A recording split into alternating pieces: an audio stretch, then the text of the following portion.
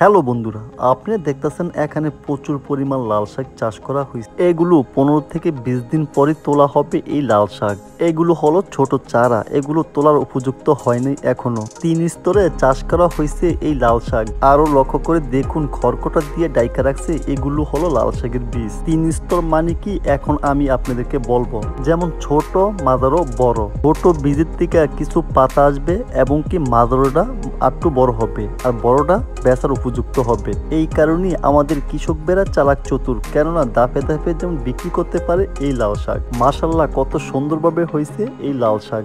আমরা যেই লাল শাকগুলো এখানে দেখতেছি খুবই চমৎকার দেখতে, এমনকি পুষ্টকাষ্ট, এমন লাল শাক খুবই কম হয়। আপনারা দেখতেছেন আমার পিছনে নেট দিয়ে রাখছে জমির ওপরে। কি কারণে নেট দেওয়া হয়েছে তা আমি আপনাদেরকে এখন বলবো।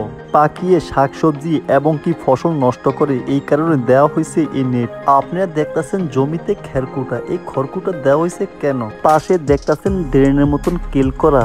এখন বর্ষা, ঘন ঘন বৃষ্টি হওয়ার কারণে পানি জমা যায়। জমা পানিগুলো ড্রেনের মাধ্যমে নিচের ক্ষেতে চলে যায়, এই কারণেই ড্রেন দেওয়া হয়েছে। খড়কুটা দেওয়া হয়েছে ছোট গাছের ওপরে বৃষ্টির পানি আঘাত করতে যেমন না পারে। ধন্যবাদ আমাদের কৃষক ভাইদেরকে, তাদের কষ্টের ফসল বাজারজাত হয়, সেই জায়গা থেকেই আমরা এই শাকসবজি কিনতে পাই। শুকরিয়া আল্লাহ সুবহানাহু ওয়া তাআলার কাছে কৃষকের মাধ্যমে আমাদের রিজিকের ব্যবস্থা করার জন্য। ভিডিওটা আজ এই পর্যন্তই। ভালো লাগলে আমাদের চ্যানেলকে সাবস্ক্রাইব করতে ভুলবেন। দেখা হবে অন্য একটা ভিডিওতে। এই বলে রাখছি, আমি সালাম, এগ্রোওয়ান চ্যানেল। আল্লাহ হাফেজ।